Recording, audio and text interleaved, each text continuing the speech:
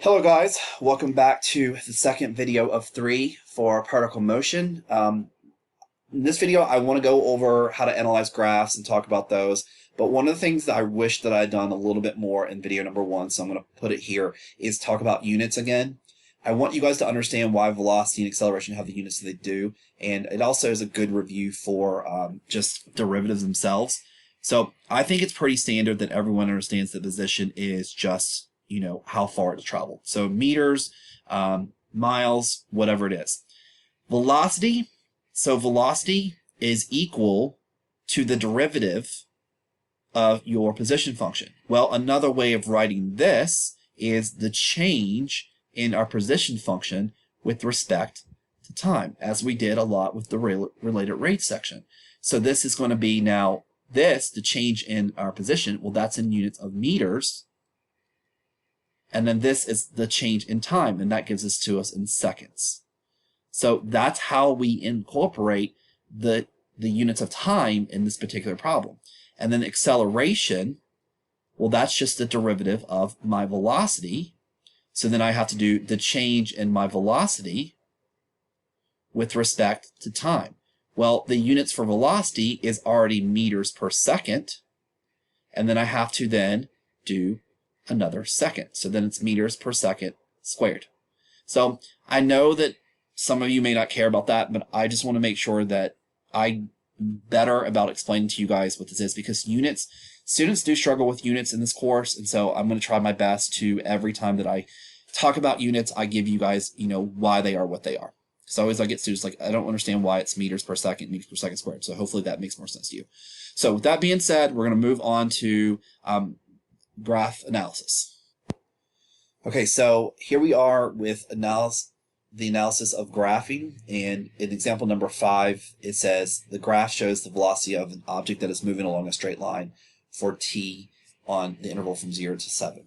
So one of the things I stress initially, and I do it a lot, is I want students to recognize what graph am I given. Am I given the position function? Am I given the velocity function? It's rare to give the acceleration function, so it's usually one of the two. And most times, velocity function is the one that's given to you. So I want you guys to understand that these are the quote-unquote slopes, the slopes of the position function. In lesson number 9, we're going to dissect these derivative graphs in a lot more detail, and I'll get into that then. But right now, we have to understand that this is a velocity function. So on A, it says in A, on the interval from 0 to 7, all right, so in the open interval from 0 to 7, how many times is the acceleration of the object undefined? So this takes us back. This takes us back to a previous example about differentiability. So remember that the derivative of velocity is acceleration. So if it's undefined, that means where is the velocity not differentiable? Not differentiable. So there's a couple of things that we did in that video that talked about that. Well, one of the things that hopefully you guys remember is anywhere there is a corner or a cusp, then it's not differentiable, right? Because the derivative, the slopes here are going to be different numbers. And that's what the definition of differentiability was. So anywhere you see a corner or a cusp, it's not defined. So this is going to be C. So these are the kind of questions that now everything's going to start coming together. So you have to think about differentiability with this example right here. All right. So that is the answer to A. Again, sharp corners, cusp. Where else is something not differentiable? So let's just kind of review that for a second. There's two other things. One is where it's not continuous. And remember, in order for something to be differentiable, it's got to be continuous first at that particular value. And the other one is, hopefully you remember it, it's going to be a vertical tangent, right? If I had something that looks like, well, that's a horrible graph, but something looks like that, a vertical tangent. So that's all we do with that. So let me go ahead and clear all of this stuff off, and just go ahead and put 5 in for this. All right, so now at B, at what time or times does the object reverse direction? Reverse direction. So this goes into particle motion now. So remember, we're looking again at the velocity graph. So from 0 to 3, so all of this, notice that the velocity is greater than 0, right? It's greater than 0. So in this particular example, velocity is greater than 0 here. And then on the other flip side of this, from 3 down to 7, my velocity is less than 0. It's below the x-axis. So these values are below the x-axis. So remember that in this particular part of the graph, 0 to 3, this is where my particle is moving forward. We talked about this before, right? Moving forward. And then down here, it's moving backwards. So the only time that it's changing direction is at time equals 3. All right. Now, this is where you have to know particle motion. You have to realize that since I'm looking at the velocity graph, now if this is position graph, it would be completely different, and we can get to that a little bit later on. But because of velocity graph, you're literally looking at where is the x-intercepts, right? Where it actually hits zeros. So at x equals 3. So it's positive here and negative here. So one thing I want to do really quickly is talk about what's happening right here, because students always get confused, and sometimes what you see is not what you get. Students think that we're positive here and then we're changing signs here. No, if this is the position function, if this is s of t, we would be positive here and then we'd be negative here. So we would look at the slopes of our graphs, but no, we're looking at velocity. So it's above the axis, below the axis. What's happening right here? So it's still positive, but my function is going down. So this is how I kind of explain to students about behavior of this graph. Let's say I'm giving you some money. Let's say at time equals 0, I start giving you $100 bills. I keep giving you $100 bills, $200, $300, $400, $500.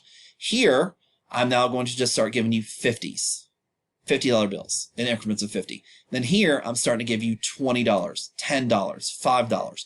You're still getting money, but you're getting it at a slower rate or a less rate. And that's how you're going to have to interpret these graphs. So that's what this graph stuff looks like. Here, we're really starting to lose a lot of money, right? Now you're starting to give me the money back. So down here, you're going to give it back to me, right? And then that's the idea for these graphs. So let me move on from that. I'm babbling again, and so I apologize for that. So that's the first part, 5A, 5B. Again, differentiability for A and B is a particle motion. I encourage you guys to, and I'm going to do this in class, is for you to do these questions. And it's hard for you watching the video if you don't have these notes to see what these questions are.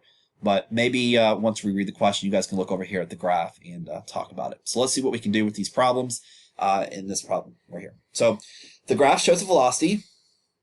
So we're looking at the velocity graph. So I know that, and this says right here f prime of x, which I'm just going to leave it at v of t. And it says that the particle, the object is moving along the straight line on the closed interval from 0 to 6. So we're going to answer the questions and justify our answers. What's the maximum speed? What's the maximum speed of this object? Okay, so if we're looking at the maximum speed of this object, that's going to be, remember, speed is equal to the absolute value of your velocity, right? The absolute value of your velocity. So if you're looking at the velocities are going to be these y units right here. This would be the output for this. So you're looking at -2, 8, 9, and -5. So right here, 9, it's going to be the maximum speed because it's the highest velocity on here. If this had been -11, then 11 would be the speed. So you're looking at the y values. This is the only problem in this entire thing where you're going to look at the y values. Okay? Because again, you're figuring out, well, v of 4 gives you 9. So that's going to tell you it. So that's the speed at time equals 4. This is the speed at time equals 2. So that's why we're looking at the y values. When is the speed of the object the least? Okay, when is the speed of the object the least? And so this one kind of throws students for a little bit of a loop here, because a lot of people are like, oh, it's going to be here or here. It's not there and there. So hopefully you guys know this answer. It's going to be at A and B. Because what is the velocity at A? The velocity at A is equal to 0. Same thing with the velocity of B. The speed at x equals 0 is 2, because again, it's the absolute value of that. The speed here is actually 5. So where the speed is the least is where the velocity is literally at rest. So remember that, again, we're going to say this, that this is where the velocity or the object is at rest. And obviously, when it's at rest, it can't go any slower than that, right? It's just not moving. So the answer to part B is going to be C. All right? So, part C. So what I'm going to do is I'm going to clear off this little stuff here, and we'll come back to the next question. So part C says, when is the acceleration of the object positive? Well, again, we have to remember that this is a graph of velocity. So the acceleration is going to be the derivative of velocity. And so in this case here, we're going to be looking for when is the slope of our velocity function positive. And this is also, again, we're going to get into this quite a bit in lesson number 9, where we talk about analyzing derivative graphs. Well, this is where our slope is positive. So from 0 to 2, our slope is positive. So the slope of the velocity is positive. That means that the derivative of velocity has to be positive. So 0 to 2. We can also say from 2 to 4, our slope is positive, right? And then from 4 to 6, it's negative. Now, what students confuse themselves about is some people say the answer is B, that's 0 to 4, and then some people say that the answer is C. Well, the correct answer, and I promise you guys not all of these are going to be C, but in this case it is. The answer is going to be C. And if you're sitting there thinking, why? Why is the answer C? Well, why not B? Well, we haven't learned, we didn't process what I did in the problem right up here, right? That we didn't look at this one. You guys can see that since this has a corner or a cusp at x equals 2 or t equals 2, it's not differentiable there. So you cannot include it. You cannot include it. So 0 to 2 and 2 to 4. All right. So again, you want to take all of this into account when you guys are solving these problems. And then D, it says, when is the acceleration of the object negative? Well, that just goes back to what we just said before. It's now where the slope of my velocity is negative, right? So the slope of your velocity is negative, and that's going to be on the interval from 4 to 6. So for once, we actually have one that is not C, 4 to 6. All right. So let's keep on trucking here with these questions. So part E says, on the interval, when is the acceleration of the object undefined? So hopefully if you do C and you maybe got it wrong, then you go to E and you're like, oh, wait, we got to think about where it's undefined. Well, we've actually already talked about this. There are two places where it's undefined. It's undefined at x equals 2 or t equals 2 and t equals 4. Because again, we have corners there. So it's going to be 2 and 4. So maybe that's when you always look at this and like, oh, wait, I need to come back up here and now readjust and say this is not the right answer. It's now going to be C because it's not differentiable there. All right. On the interval from 2 to 4, what is the acceleration of the object? Okay. What is the acceleration of the object from 2 to 4? So students look at that and thinking, I don't know. All right. So again, we have to think about this in terms of slope, right? We have to look at this in terms of slope. So I can find that whatever the slope of this line is, that's going to be the acceleration between this interval. Well, I've got a point. I've got another point. Algebra 1 tells me that slope is going to be the change in y over the change in x. So I get 1 over 2. That's a horrible looking 1. 1 over 2. And so my slope is going to be 1/2. And honestly, I know that even if we didn't have an idea of what to do for this question, we know that we can get rid of B and E because we know that the acceleration has to be positive from 2 to 4. We've already found that out right here, right, in C. So all these questions kind of go together. But because the slope is positive, we know the acceleration's got to be positive. All right. So there is that question. The object is the furthest to the right when time equals. The object's the furthest to the right when time is equal to what? So again, let me erase some stuff for us here in this particular problem. Let's get rid of all this crazy stuff. So where is it furthest to the right? So let's think about that. So we remember that when velocity is greater than 0, right? When greater than 0, we know that we're moving forward. When velocity is less than 0, we're moving backwards. So here, we're moving backwards just a little bit, just a little smidgen right here, just a little bit. Then we're moving forward. So this is a little bit of backwards, now we're forward. We're forward here, and we're forward here. Again, we don't care about slopes now. We just know that the value of our velocity is greater than 0.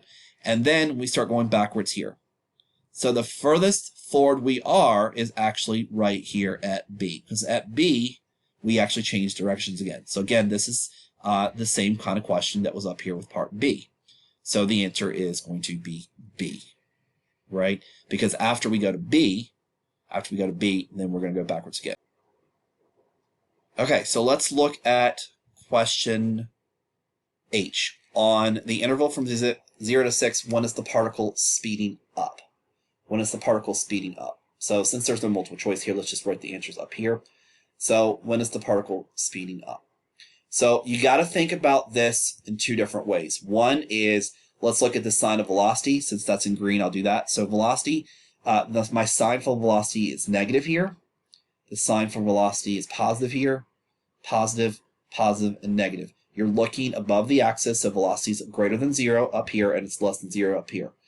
Then, if we look at acceleration, all right, so versus acceleration, well, my acceleration is positive here because the slope is positive. My acceleration is also positive here because, again, positive. My acceleration is positive here, and then it's negative here, and it's negative here because of the slope. So for velocity, we're looking at the y values, and then for acceleration, we're looking at the slopes of the graph. And if you guys understand that, when I get to lesson number 9, then you're going to understand a good part of that entire lesson based on what I just did right here. But I'll explain it again to you guys and have a little bit slower. So it's asking me when it's speeding up, right? Speeding up. So speeding up, well, it's when they have the same signs. Speeding up is when they have the same signs. So I'm speeding up here. I'm speeding up here. And I'm speeding up here. So the answer to this question is going to be from A to 2, from 2 to 4, and then from B to 6.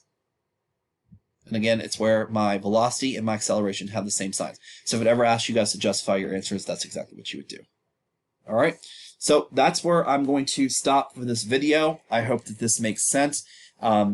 This is just another way of interpreting graphs and answering questions based on the particle motion that you guys learned in the first video.